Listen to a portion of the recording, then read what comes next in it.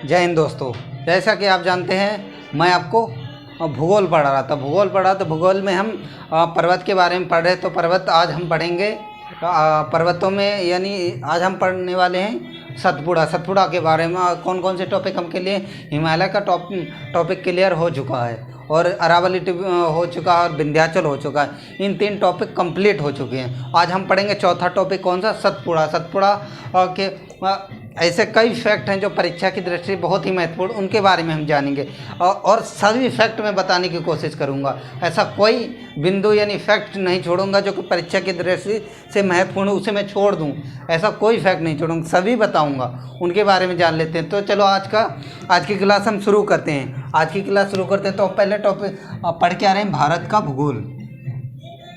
भारत का भूगोल में क्या पढ़े? पर्वत। क्या पढ़े? पर्वत के बारे में आज का हमारा टॉपिक क्या है? सतपुड़ा। सतपुड़ा के बारे में जान लेते हैं। सतपुड़ा की स्थिति की बात करें, सतपुड़ा की स्थिति की बात करें तो ये भारत के मध्य भाग में स्थित। कहाँ? भारत के मध्य भाग में स्थित है। मध्य भाग मतलब बीच में स्थित है, ना ऊपर ना नीचे, बीच में स्थित है। जैसे कि अब बात करें, जैसे विंध्याचल पर्वतमाला भी तो भारत के मध्य में स्थित है, मध्य और पश्चिम में स्थित है। तो भारत मध्य में और पश्चिम, तो जो सतपुड़ा के उत्तर की तरफ विंध्याचल है, और विंध्याचल के दक्षिण की तरफ सतपुड़ा स्थित है। तो भारत का यानी सतपुड़ा पर्वतमाला कहाँ स्थित? भारत के मध्य में स्थित है। अब बात करें ये नर्मदा और ताप्ती नदियों की दरार घाटियों के बीच में स्थित है। क्या? इन दो नदियाँ, नर्मदा और ताप्ती नदियों की दरार घाटियों के बीच में स्थित। क्या? दरार घाटी के बीच में है। कहाँ? बीच में स्थित कौन है? सतपुड़ा पर्वतमाला स्थित है। कौन सी? सतपुड़ा पर्वतमाला। कौन स्थित है? सतपुड़ा पर्वतमाला। किसके? नर्मदा और ताप्ती नदियों की दरार घाटियों के बीच में स्थित। दरार घाटियों के बीच में, जो कि इन घाटियों यानी इन दरारों में इन जो पहाड़ियाँ हैं, जो चोटियाँ हैं, उनकी बात कर लें, जो पश्चिम से पूर्व की ओर। क्या?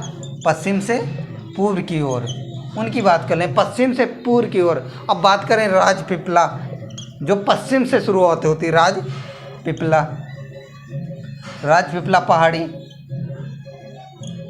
पहाड़ी की बात करते हैं। महादेव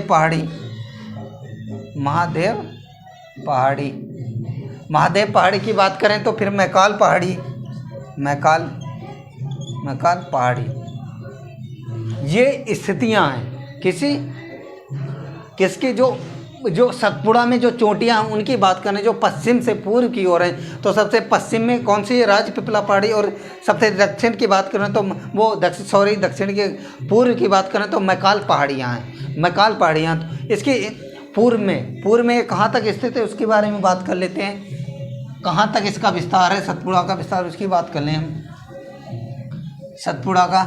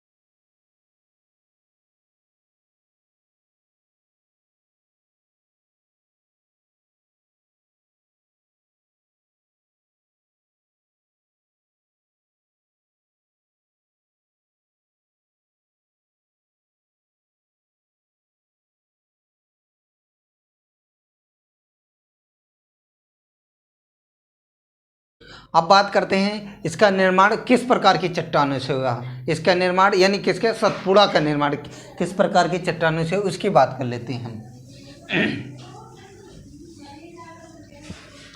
सतपुड़ा यानी सतपुड़ा का निर्माण किसका, सतपुड़ा, सतपुड़ा पर्वतमाला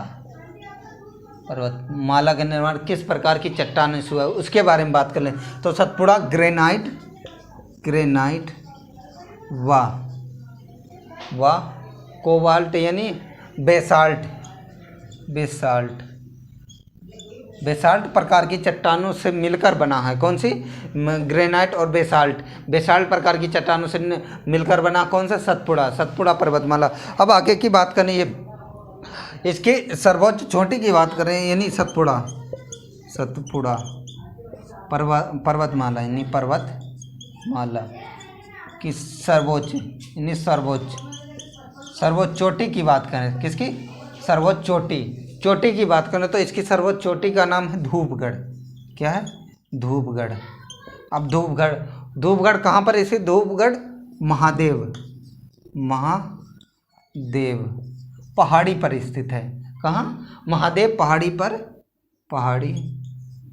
पर स्थित है। कौन सी, सतपुड़ा की सबसे ऊंची चोटी की बात करें तो सबसे ऊंची चोटी का नाम है धूपगढ़। क्या है, धूपगढ़। कौन सी पहाड़ी पर स्थित है, जैसे कि महादेव पहाड़ी पर स्थित, कौन है, धूपगढ़ महादेव पहाड़ी पर स्थित है, उसकी बात हो गई। अब आगे की बात करें, जैसे यहाँ से निकलने वाली नदियों की बात कर ले हम।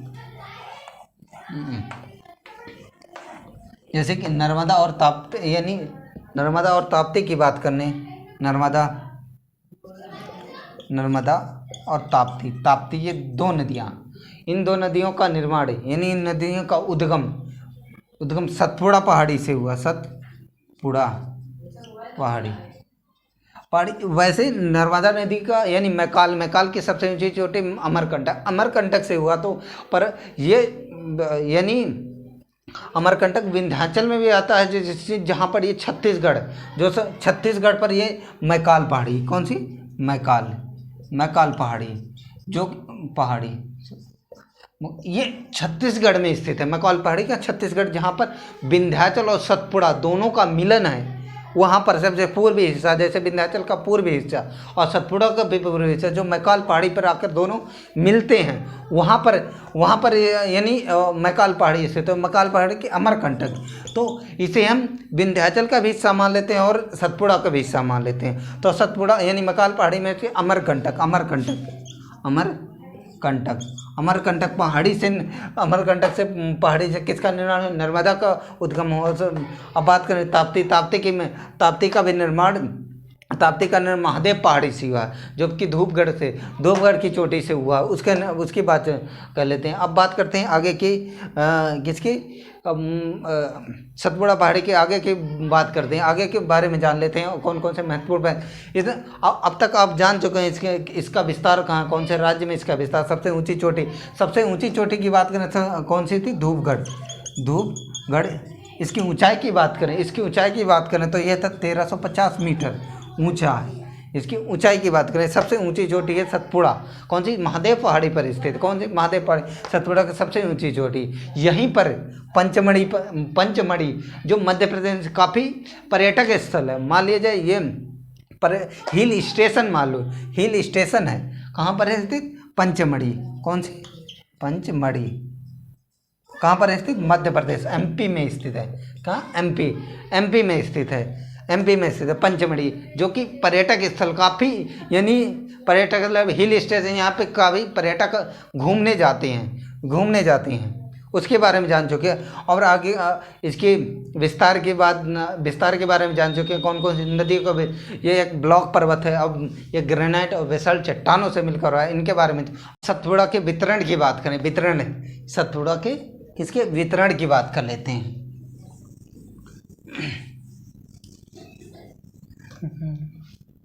सतपुड़ा के वितरण की बात करें, वितरण यानी फैक्ट के, यानी इनके वितरण यानी उत्पत्ति यानी किस प्रकार के हुआ उसके बारे में जान लेते हैं। तो इसकी बात करनी यह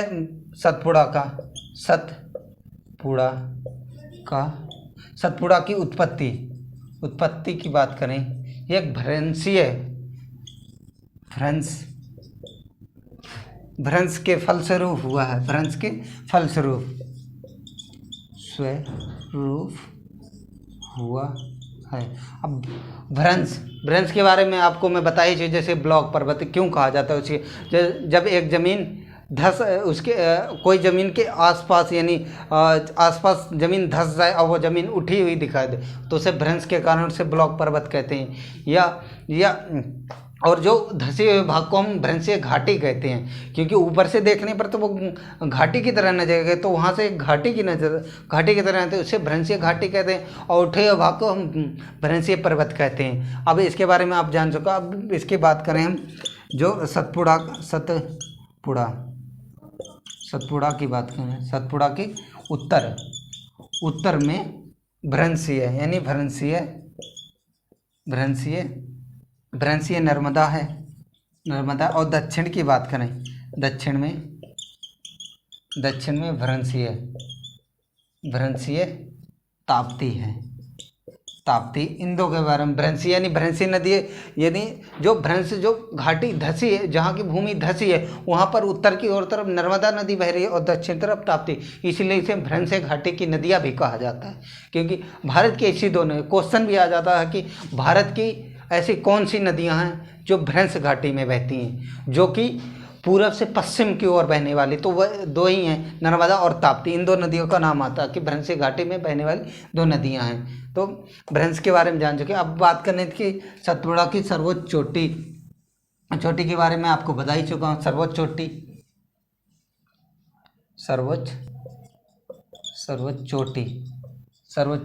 के बारे में बता ही चुका हूँ। धूपगढ़ आ गई, धूपगढ़ के बारे में बता चुका हूँ। अब बात कर लें जो मैकाल